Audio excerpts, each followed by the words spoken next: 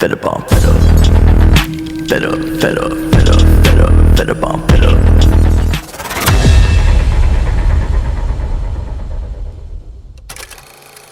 Hey guys, எல்லாரும் எப்படி இருக்கீங்க? இனி நம்ம என்ன anime பார்க்க போகிறோம்னா இசேகாய் சூசைட் ஸ்குவாடோட எபிசோட் நம்பர் 2 தான் பார்க்க போகிறோம். இதுக்கு முன்னாடி அப்லோட் பண்ண எபிசோட்ஸை நீங்கள் பார்க்கலாம். டிஸ்கிரிப்ஷனில் லிங்க் தர மறக்காமல் போய் பார்த்துட்டு வந்துடுங்க. இந்த anime மற்ற இசேகாய் anime மாதிரி இல்லாமல் கொஞ்சம் டிஃப்ரெண்ட்டாகவே பண்ணியிருக்காங்க. ரொம்பவும் இன்ட்ரெஸ்டிங்காக போகுது. ஸோ கடைசி வரைக்கும் ஸ்கிப் பண்ணால் பாருங்கள். சரி வாங்க, நம்ம டைம் வேஸ்ட் பண்ணாமல் கதைக்குள்ளே போயிடலாம்.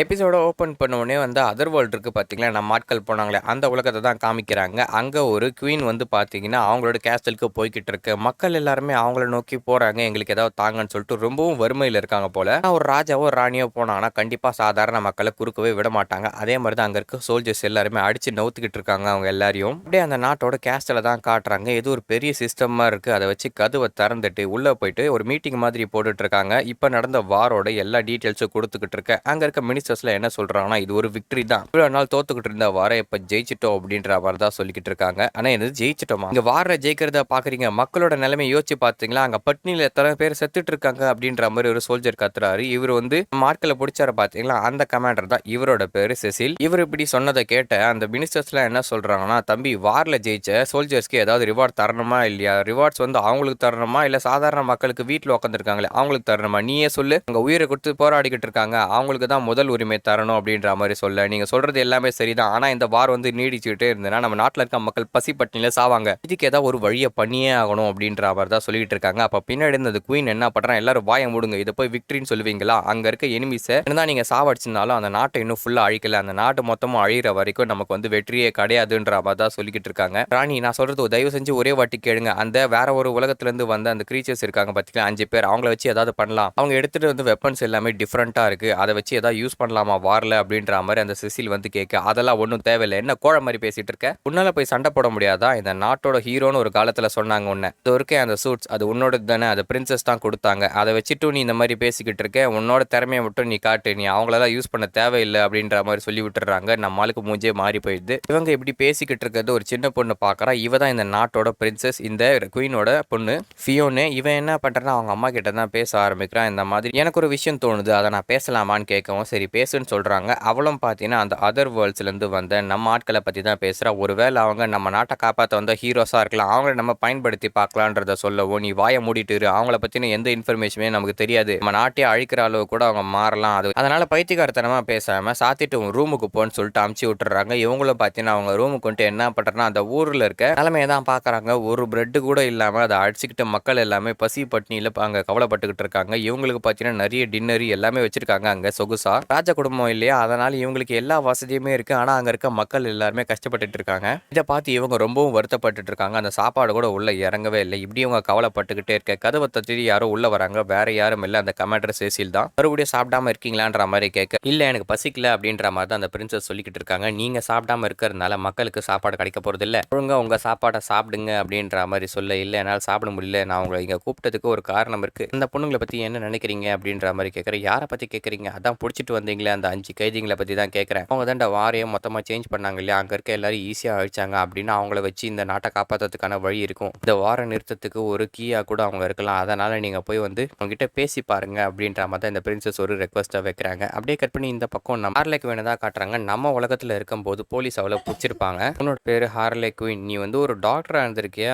பார்க்கறதுக்கு அப்படிலாம் தெரியலையே, பைத்தியக்கார மாதிரி சுற்றிக்கிட்டு இருந்திருக்க. அந்த ஜோக்கர் கூட சேர்ந்து காதலில் விழுந்து நிறைய பைத்தியக்கார விஷயங்களை அவங்க கூட சேர்ந்து பண்ணியிருக்க, ராபரிஸ் மர்டர்ஸ்ன்னு சொல்லிட்டு மேல இருக்க கேஸை வந்து கவுண்ட் பண்ற விரல் கூட பத்தாதுன்ற மாதிரி சிரிச்சுக்கிட்டு இருக்க. ஒருவேளை நீ மொக்க டாக்டரா, அதனால தான் அந்த வேலை பிடிக்காம இந்த வேலை பண்ணிட்டு இருக்கேன்ற மாதிரி அவங்க கலாய்க்க, நீங்களும் மொக்க போலீஸா, ஏன்னா போலீஸ் ஆக முடியாம ஜெயிலரா இங்க சுத்திக்கிட்டு இருக்கீங்க, நீங்களும் தத்தியா அப்படின்ற மாதிரி அவ கலாய்க்க, என்ன தைரியம் தான் எங்களை பார்த்து கலாய்ப்பான்னு சொல்லிட்டு அவங்க 2 பேரும் இவனுக்கு வந்து ஷாக் ட்ரீட்மெண்ட் கொடுத்துட்டு அடிச்சிட்டு இருக்காங்க. இப்படி இவங்க அடிச்சுக்கிட்டே இருக்க யாரும் அங்க உடச்சிட்டு வராங்க. வேற யாரும் இல்லை, நம்ம ஜோக்கர் தான். வந்த உடனே ஹார்லே குவீனை காப்பாத்தி கை கொடுக்க, இவ்வளோ ஹனி என்னோட ஹனின்னு சொல்லிட்டு கையை கொடுப்பா. எழுச்சி பார்த்தா அது கனவு. எதிர நம்ம டெட் ஷாட் உட்காந்துட்டு இருப்பான். அட கருமாந்திரம் பிடிச்சவனே அப்படின்ற மாதிரி கத்த என்னது என்னம்மா சொன்ன அப்படின்ற மாதிரி இவ கேட்டுட்டு இருக்கா. அதெல்லாம் ஒன்றும் கிடையாது, கம்முன்னு நல்ல கனவு கண்டு ஏஞ்சி பார்த்தா நாதாரி உட்காந்துங்குதுன்ற மாதிரி தான் அவ திட்டிட்டு இருக்கா. சரி, இங்கிருந்து எப்படி தப்பிக்கலாம் அப்படின்ற மாதிரி தான் பேசிட்டு இருக்காங்க. நம்ம பீஸ் மேக்கர் பார்த்தீங்கன்னா அந்த ஜெயில உடைக்க ட்ரை பண்ணியிருப்பான், ஆனால் அது உடையவே இல்லை. பயங்கர ஸ்ட்ராங்காக கட்டியிருக்காங்க. ஒருவேளை மேஜிக் பேரியர்ஸ் ஏதாவது போட்டிருக்காங்களான்னு தெரியல. நம்ம ஷார்க்கு பார்த்தீங்கன்னா நல்லா சாப்பிட்டு தூக்கிட்டு இருக்கிறாரு. ஆளு ஏஞ்சிக்கவே மாட்டான். அவன் ஏஞ்சா கூட எதாவது பண்ணுவான். இங்கேருந்து எப்படி தப்பிக்கலாம் அப்படின்ற மாதிரி யோசிச்சுக்கிட்டு இருக்க இந்த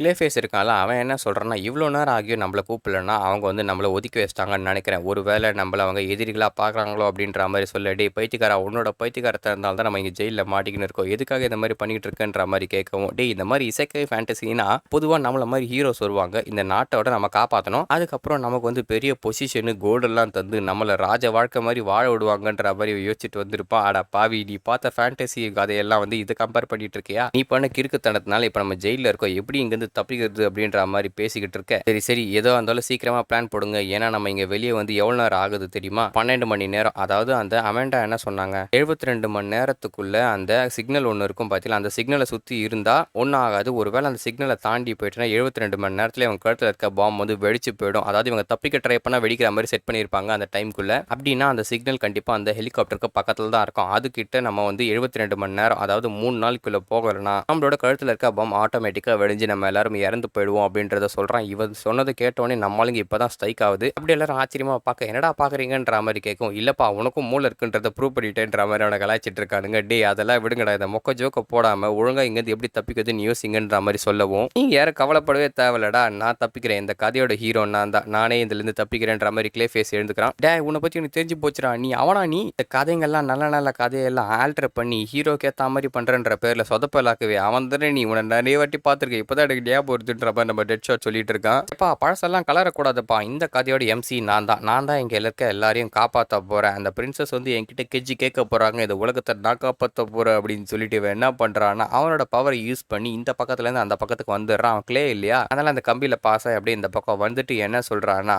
இதில் வந்து பார்க்கும்போது எப்படி தெரியுமா இருக்குது, ஹாலிவுட் படத்தெல்லாம் ஹீரோ தப்பிச்சு போகும்போது அவன் ஃப்ரெண்ட்ஸை சாக்ரிஃபைஸ் பண்ணுவான் பார், அது மூலியமாக அவன் பயங்கர ஸ்ட்ராங் ஆவான்ப்பா, அதே மாதிரி தான்ப்பா இருக்குது இது உண்மையான இசைக்காய் ஃபேண்டசி இது அப்படின்ற மாதிரி அவன் அழுதுகிட்டே சொல்ல, அட கிராதகா நாயே, டே எங்களை காப்பாத்துறான்னா நீ எங்களை சாவடிச்சுட்டு போகலான்னு பார்க்குறியா, நீ எப்படி தப்பிக்கிறேன்னு நான் பார்க்குறேன்னு சொல்லிட்டு நம்ம பசங்களாம் சேர்ந்து என்ன பண்ணுறான், ஐயோ காட்ஸ் ஓடிவாங்க இங்கே ஒரு நாய் தப்பிக்குதுன்னு சொல்லிட்டு கத்திக்கிட்டு இருக்காங்க. இப்படி இவங்க கத்திக்கிட்டே இருக்க, பீஸ் மேக்கர் வந்து இவன் கழுத்தை பிடிச்சிட்டு, நாயை நீ எப்படி தப்பிக்கிறேன்னு நான் பார்க்குறேன், ஒன்று மாட்டினா என் கூட சேர்ந்து மாட்டு, இல்லை தப்பிச்சா எல்லாரும் சேர்ந்து தப்பிப்போன்னு சொல்லிட்டு அவனை பிடிக்க அங்கே இருக்க காட்ஸ் எல்லாம் ஓடி வந்துட்டு என்ன பண்ணுறான், இவன் இந்த மாதிரி தப்பிச்சு வந்துட்டான்னு தெரிஞ்ச உடனே ஏதோ ஒரு விலங்கு மாதிரி போடுறாங்க, ஸ்பெஷலான விலங்கு போலது. அதை போட்ட உடனே இவனோட பவர்ஸை வந்து யூஸ் பண்ணவே முடியல. அப்படியே கிளே ஃபேஸ் வந்து பார்த்தீங்கன்னா சாதாரண மனுஷன் மாதிரி மாறிடுறான். இது ஏதோ மேஜிக்கல் டிவைஸ் போல.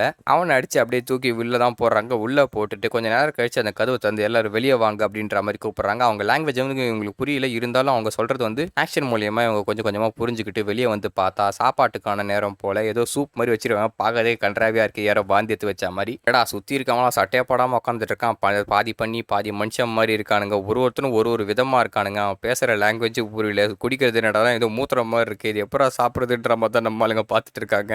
எல்லாமே இந்த நாயால் தான், ஹீரோன்ற பேரில் நம்மளை என்ன மாதிரி பண்ணி விட்டான் பாருன்னு சொல்லிட்டு கிளேஃபேஸை தான் நம்ம டெட் ஷாட் வந்து ப்ளேம் பண்ணிக்கிட்டு இருக்கான். அவன் என்ன சொல்கிறான்னா, டே ஒரு ஹீரோ தப்பிக்க விடுறான்னா எம்சி கேரக்டர் எதுக்குடா நீங்கள் சைட் கேரக்டர்லாம் வந்து பிளாக் பண்ணுறீங்க, என்னோட கேரக்டர் டெவலப்மெண்ட்டுக்காக நீங்கள்லாம் சாக வேண்டியதாக இருக்கும், அதுக்கு வந்து நீ வந்து அக்செப்ட் பண்ணிக்கணும், அதை விட்டுட்டு எங்களை வந்து நீ அடிச்சு போட்டுட்டு நீ எப்படி வந்து இதில் மாதிரிலாம் பண்ணலாம், நான் ஒரு எம்சிடா அப்படின்னு சொல்லிட்டு இருக்கிற, டே நீலாம் எம்சிலாம் கிடையாது இந்த கதைக்கு, ஒழுங்காக எங்கள் எல்லாரையும் சேர்த்து தப்பிக்கிறதுக்கான வழியை வந்து நீ யோசி, அதை விட்டுட்டு இந்த மாதிரி பண்ண மறுபடியும் வந்து உதவாங்குவேன்ற மாதிரி சொல்ல, நான் என்னத்த பண்ணுறது, என் பவரை பிளாக் பண்ணிட்டாங்க இந்த டிவைஸை போட்டதுலேருந்து, அந்த ஷார்க் மாட்டியா இருக்கானே அந்த நாய் நல்லா சாப்பிட்டு தூங்கிட்டு இருக்க போல, அதுவும் ஏஞ்சிக்க மாட்டேங்குது, என்ன பண்ணுறதுன்ற மாதிரி யோசிச்சுக்கிட்டு இருக்க. அங்கே ஒரு 3 ஓகர்ஸ் வராங்க. வந்துட்டு என்ன பண்ணுறான், அவனுங்களோட லாங்குவேஜில் இது ஏன் ஏரியா, நீ இங்கே வந்து எப்படி உட்காருவா, இங்கே வந்து ஏஞ்சி போன்ற மாதிரி கிளே ஃபேஸ் கையில் சொல்ல, இவன் என்ன பண்ணுறான், இவனுக்கு நல்லாவே புரிஞ்சுது. ஏன்னா இந்த மாதிரி பிரிசன்ஸில் ஏகப்பட்ட விஷயங்கள் நடந்திருக்கும். இவங்க ஏற்கனவே பிரிசனில் இருந்ததுனால அவங்க என்ன சொல்கிறாங்கன்றத லாங்குவேஜ் புரியலனாலும் அவங்க பண்ணுற ஆக்ஷன் மூலியமா தெரிஞ்சுக்கிறான். அப்படி என்ன பண்ணுறான்னா, அவங்க கூட நெகோஷியேட் பண்ணி ஃப்ரெண்ட்ஸ் ஆகலான்னு சொல்லிட்டு இவன் பேச ட்ரை பண்ணுறான். ஆனால் இவன் ஒரு விஷயம் பேசினா அவங்க வேற மாதிரி புரிஞ்சுக்கிறாங்க. இவன் என்ன சொல்லுவான்னா, நீங்க பார்க்கறதுக்கு ரொம்ப சாதுவா இருக்கீங்க, பார்க்கறதுக்கு எங்க அண்ணன் மாதிரியே இருக்கீங்கன்னு, நம்ம 2 பேரும் பேசி தீர்த்துக்குவோம், இந்த இடத்த நீங்களே வச்சுங்க, ஒன்றும் பிரச்சனை இல்லை. ஆனால் இங்கே இருக்க காட்ஸ்ல ரொம்ப நெக்லா பண்ணுறாங்கன்னு சும்மா அடிக்கிறாங்க, அவங்கள நம்ம சேர்ந்து அடிப்போமா அப்படின்ற மாதிரி சொல்ல, என்ன தைரியம் வந்து என்னப்பா சிரிப்பேன்,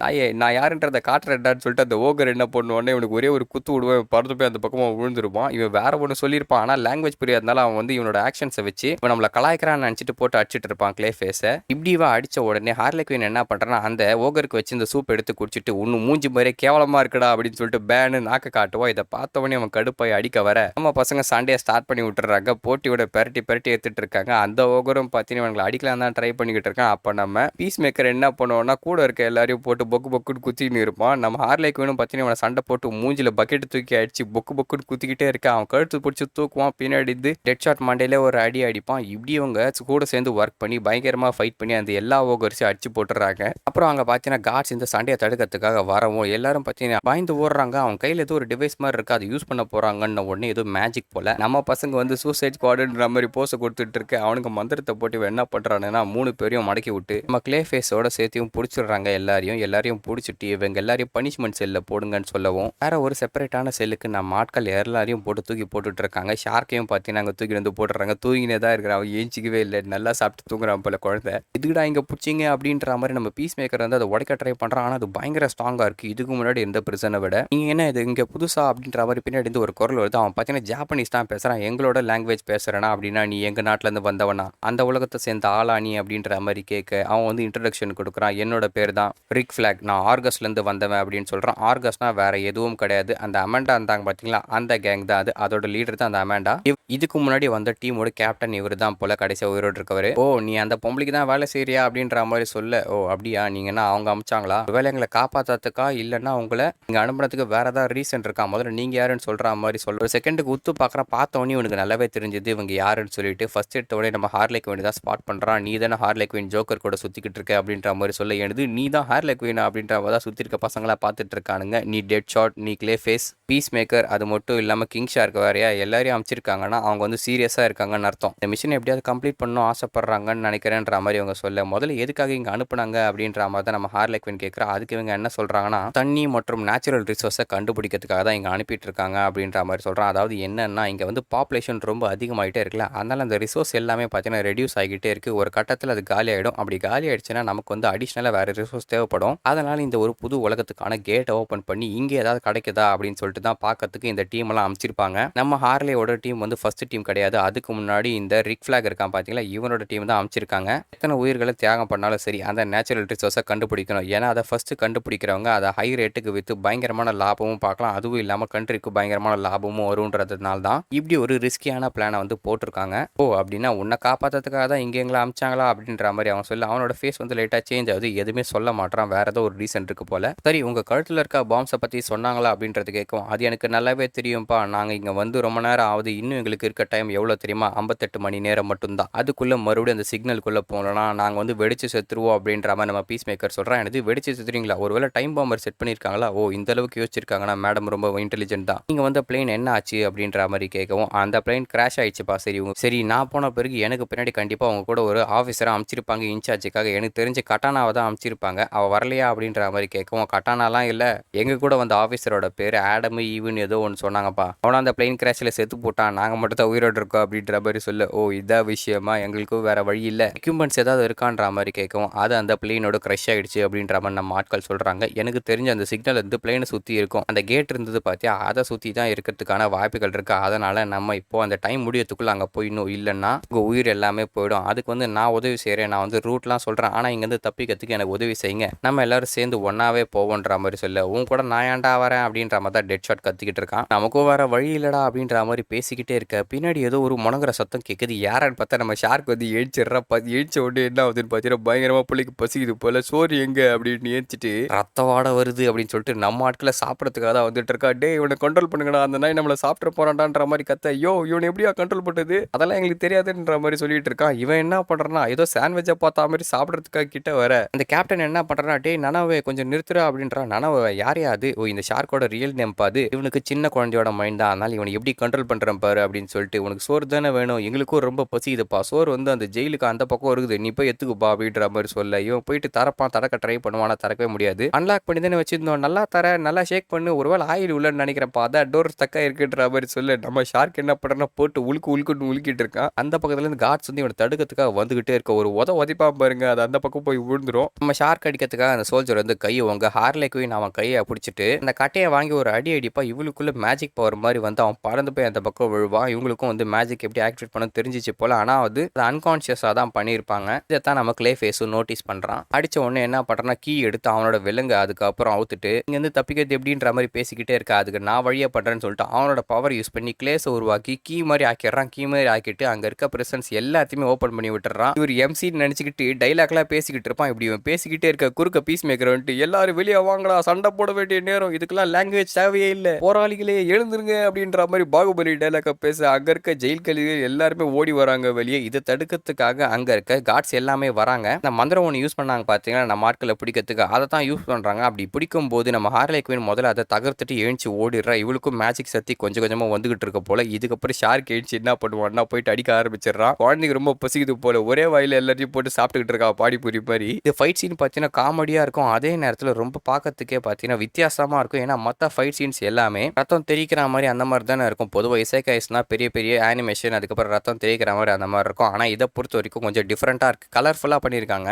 எல்லா ஏஜ் மக்களுமே இதை பார்க்குற மாதிரி. நம்ம பசங்க என்ன பண்ணுவோம்னா அங்கே இருக்க சோல்ஜர்ஸ் எல்லாம் அடிச்சு பின்னாடி தூக்கி போடுவாங்க. பின்னாடி தூக்கி போட இல்லை நம்ம ஷார்க் என்ன பண்ணுவான்னா ஒரு லபக்குன்னு சொல்லிட்டு வாயில போட்டு சாப்பிட்டுக்கிட்டே வந்துகிட்டு இருக்கான், ஏதோ நாய்க்குட்டிக்கு பிஸ்கெட் போடுற மாதிரி. இப்படி இவங்க சண்டை போட்டு அங்கே இருக்க எல்லா சோல்ஜர்ஸையும் போட்டு சாண்ட்விச் ஆக்கி நம்ம ஷார்க்குக்கு இறையா போட்டுடுறாங்க. அவனை நல்லா சாப்பிட்டுட்டு அங்கே அப்படியே படுத்து தூங்கிட. சண்டை போடும்போது நம்ம ஹார்லே குயின் சும்மா இல்லாமல் அங்கே ஃபுல்லாக பார்த்தீங்கன்னா பெயிண்ட் எல்லாம் எடுத்து அடிச்சு விட்டுறா. எப்பயுமே ஜோக்கரோட வேலையை தான் காட்டிக்கிட்டு இருக்கா. இந்த பக்கம் அந்த கேஸ்டில் இந்த பிரின்சஸ் என்ன சொல்லி அனுப்பியிருப்பாங்கன்னா அவங்க கிட்ட போய் பேசுங்க, அவங்க கிட்ட போய் பேசி நம்ம பக்கம் வர வச்சிங்கன்னா ஒருவேளை இந்த சண்டையில் ஜெயிக்கிறதுக்கான வாய்ப்புகள் இருக்குது, இந்த சண்டையை நிறுத்தினாதான் மக்களோட கஷ்டம் எல்லாம் போகுன்ற மாதிரி சொல்லி அனுப்பவும் அந்த சோல்ஜரும் பார்த்தீங்கன்னா இவங்களோட பேசி ஹெல்ப் ஏதாவது கேட்கலாம் அப்படின்னு சொல்லிட்டு தான் வந்துகிட்டு இருக்காரு. இப்படி இவர் வந்துகிட்டே இருக்கும்போது தான் இவருக்கு ஒரு ஆச்சரியம் காத்துக்கிட்டு இருக்கு. என்னன்னா நம்ம பசங்க அந்த சோல்ஜர்ஸ் எல்லாத்தையுமே அடிச்சு சாப்பிட்டு போட்டு அந்த மொத்த பிரச்சனையும் பார்த்தீங்கன்னா ஆக்கிரமிச்சு வச்சிருக்காங்க. எல்லாரும் பார்ட்டி பண்ணிக்கிட்டு இருக்க. இதை பார்த்தோன்னே ஒரு ஃபேஸே சேஞ்ச் ஆகுது, என்னடா நடந்துகிட்டு இருக்கு இங்கன்ட்டு. வெளியே கொடியெல்லாம் நட்டு வச்சிருக்காங்க. இவங்க ஜாலியாக சரக்கு அடிச்சு சந்தோஷமா போயிட்டு இருக்க. இந்த கேப்டனுக்கு சரியான காண்டாயிடுது. அட நாய்ங்களா, இங்கேருந்து தப்பிக்கணும்னு ஆசைப்பட்டா உட்காந்து பார்ட்டி பண்ணிக்கிட்டு இருக்கீங்க, இன்னும் 50 மணி நேரத்தில் அங்கே போல அவங்க தலைலாம் வெடிச்சிருன்ற மாதிரி அவர் கத்திக்கிட்டு இருக்க. அப்படியே இந்த எபிசோட முடிக்கிறாங்க. இந்த எபிசோடு எப்படி இருந்ததுன்னு சொல்லிட்டு மறக்காம கமெண்ட் செக்ஷனில் சொல்லுங்க. இதே மாதிரி நிறைய இன்ட்ரெஸ்டிங்கான அனிமேஷனும் நினைச்சீங்கன்னா நம்ம சேனல் மறக்காம சப்ஸ்கிரைப் பண்ணிங்க. அடுத்த வீடியோ உங்களை சந்திக்கும் வரை டாடா பை பாய்.